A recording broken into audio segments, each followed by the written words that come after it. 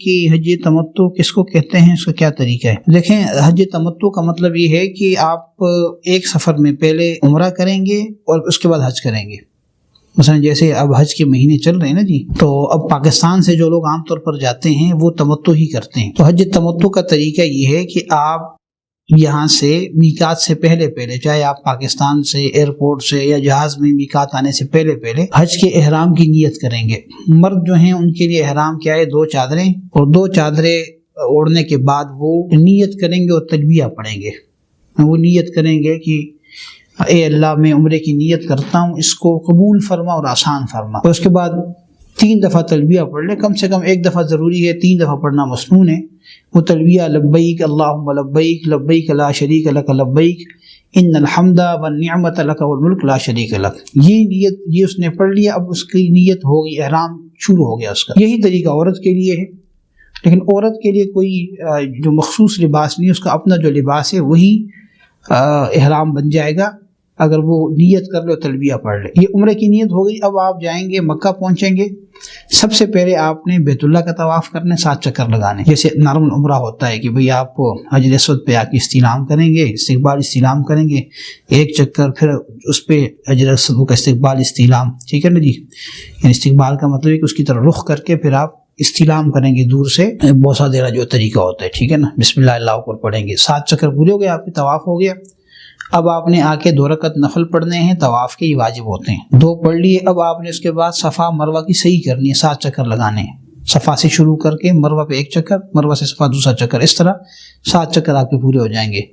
اب آپ نے جو ہے وہ سر کے بالوں کا حلق یا قصر کرنا ہے۔ عورتیں جو ہیں وہ بال کٹوائیں گی 1-1 انچ، اور مرد جو ہیں اگر وہ بال 1 انچ سے بڑے تو 1 انچ کٹوا لیں، اگر اس سے چھوٹے ہیں تو پھر اس طرح پھیریں۔ یہ آپ کا عمرہ ہو گیا، ٹھیک ہے جی۔ اب اس کے بعد آپ نے حج کا احرام باندھنا ہے، لیکن حج کا احرام آپ نے کب باندھنا ہے؟ جب ایام حج شروع ہو جائیں۔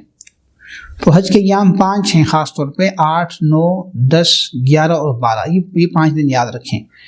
جب آپ کے 8 ذی الحج کا دن آ جائے گا، اب آپ نے 8 ذی الحج کو حج کا احرام باندھنا ہے، اور حج کا احرام باندھ کے منی آ جانا ہے۔ اچھا، اب عموماً جو لوگ وہاں جاتے ہیں وہ 8 سے پہلے رات کو ہی لے جاتے ہیں، 7 کی رات کو لے جاتے ہیں، تو کوئی بات نہیں، آپ 7 کو احرام باندھ دیں، احرام پہلے باندھنے میں کوئی حرج نہیں ہے۔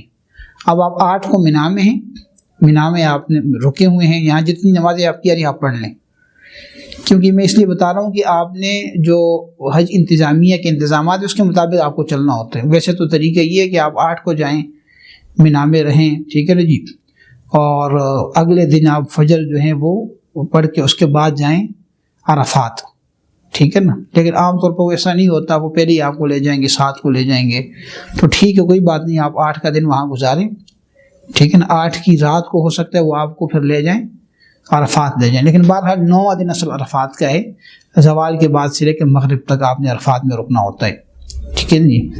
تو آپ وہاں رکیں، آپ نے وہاں پہ ظہر عصر اکٹھی پڑھنی ہوگی، اگر آپ نے امام کے ساتھ پڑھنی، اگر اکیلے ہیں تو پھر آپ اپنی اپنی پڑھیں، اپنے خیمے میں اپنے وقت میں پڑھیں نماز۔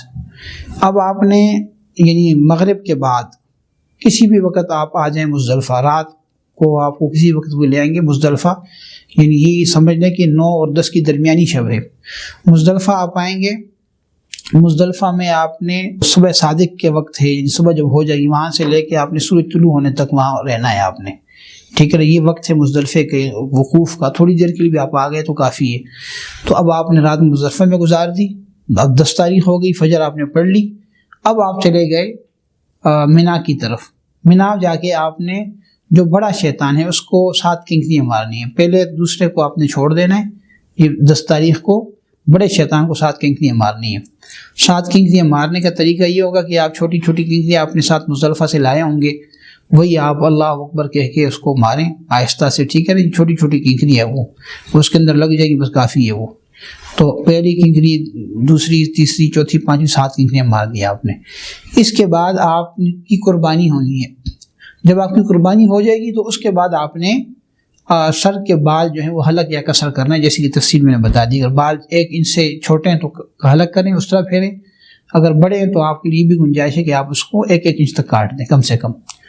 اور خواتین کے لیے وہی ہے کہ وہ اپنے بال بڑے ہوں گے تو ان کے 1 انچ بال کٹ جائیں گے، ٹھیک ہے نا جی۔ یہ اب آپ کا احرام کھل گیا اور یہ 10 تک کے اعمال آپ کے ہو گئے۔ اب 10, 11 اور 12 ان 3 دنوں میں ایک عمل ہے جس کو طواف زیارت کہتے ہیں. یعنی اب آپ نے دوبارہ بیت اللہ میں آنے کو کسی بھی دن آپ آ جائیں جب آپ کو سہولت ہے، لیکن ان دنوں میں آپ نے کرنا ہے. 7 چکر لگائیں گے بیت اللہ کے طواف کے کریں گے، اس کے بعد صحیح کریں گے صفا مروہ کی. اس کو کہتے ہیں طواف زیارت.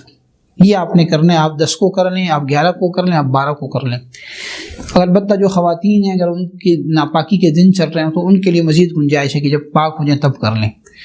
اب آپ کا یہ عمل بھی ہو گیا. 10 کو آپ نے رمی بھی کر لی. 11 اور 12 کے جو 2 دن ہیں، یہ 2 دن آپ نے رات مینا میں گزارنی ہے اور 2 دن آپ نے رمی کرنی ہے. یعنی وہ جو جمرات ہیں نا، زوال کے بعد آپ نے پہلے شیطان کو 7 اینٹیں مارنی ہے، پھر کھڑے ہو کے دعا وہاں اگر وہ کہے تو کر لیں، پھر دوسرے شیطان کے پاس 7 اینٹیں ماریں، دعا کر لیں، پھر اس کے بعد تیسرے شیطان کو ماریں. یہ اس کو رمی جمرات کہتے ہیں. پہلے دن یہ عمل کریں گے زوال کے بعد، یعنی 11 کو، اور پھر 12 کو بھی عمل آپ نے کرنا ہے. اس کے علاوہ آپ کا کوئی اور کام نہیں ہے. ٹھیک ہے نا جی. اب آپ جب 13 کو عام طور پر رمی سے وہ پہلے لے جاتے ہیں. اگر 13 کو بھی آپ وہاں ٹھہر گئے، رات آپ نے وہاں گزار لی، فجر وہاں ہو گئی، تو پھر 13 کی رمی بھی آپ پر واجب ہوگی. لیکن عموماً لوگ وہاں ٹھہرتے نہیں، چلے آتے ہیں. بہرحال چلے آئے تو پھر وہ ضروری نہیں ہوگا. تو اب آپ کا ایک عمل رہ گیا جس کو کہتے ہیں طواف وداع، الوداعی طواف جسے کہتے ہیں. وہ آپ نے کب کرنا ہے؟ جب آپ مکہ سے جانے لگیں گے. کچھ تھوڑے آپ آدھا دن پہلے، 4 گھنٹے پہلے، 2 گھنٹے پہلے، جیسے آپ کو سہولت ہے اس وقت آپ طواف وداع کر لیں گے. تو یہ آپ کے سارے طواف وداع تو خیر اس حج کے افعال میں نہیں آتا، وہ ویسے ہی ہے، لیکن یہ اس کا حج کا جو ہے مختصر سا طریقہ ہے. باقی حج کے احرام کے دوران بہت ساری چیزیں ایسی ہیں جو ممنوع ہیں، جو منع ہیں، ان سے آپ نے بچنا ہے. مثلا آپ نے چہرے کو نہیں چھپانا. مردوں کے لیے جو پاؤں ہیں ان کو نہیں چھپانا. اسپیسیفک جوتی پہننی ہے، ہوائی چپل پہن لیں، یا وہ حج والی جوتی پہن لیں جس میں یہ پاؤں کے ٹخنے ننگے ہوں اور ابری ہوئی ہڈی ننگی ہو. ٹھیک ہے نا. خوشبو آپ نے نہیں لگانا، آپ نے کوئی بال نہیں کاٹنے، ناخن نہیں کاٹنے. یہ احرام کے دوران کی باتیں ہو رہی ہیں. ٹھیک ہے نا جی. کوئی کسی سے لڑائی جھگڑا نہیں کرنا. اگر بیوی ساتھ ہے تو اس سے کوئی یعنی ایسی میاں بیوی والی باتیں نہیں کرنی. تو ان ساری چیزوں سے جو ہے وہ بچنا ہوتا ہے. تو یہ موٹی موٹی باتیں ہیں، اس کو ہم خیال کریں. باقی ظاہر ہے کہ جیسے جیسے ہم چلیں گے، ہم جن کے ساتھ حج کر رہے ہیں ان بڑے سمجھدار لوگ آپ کو مل جائیں گے. آپ ان کے ساتھ ٹچ رہیں اور ان کے ساتھ اپنے اعمال کرتے رہیں. اللہ تعالی ہم سب کو عمل کی توفیق نصیب فرمائے اور تمام حضرات کا حج قبول فرمائے.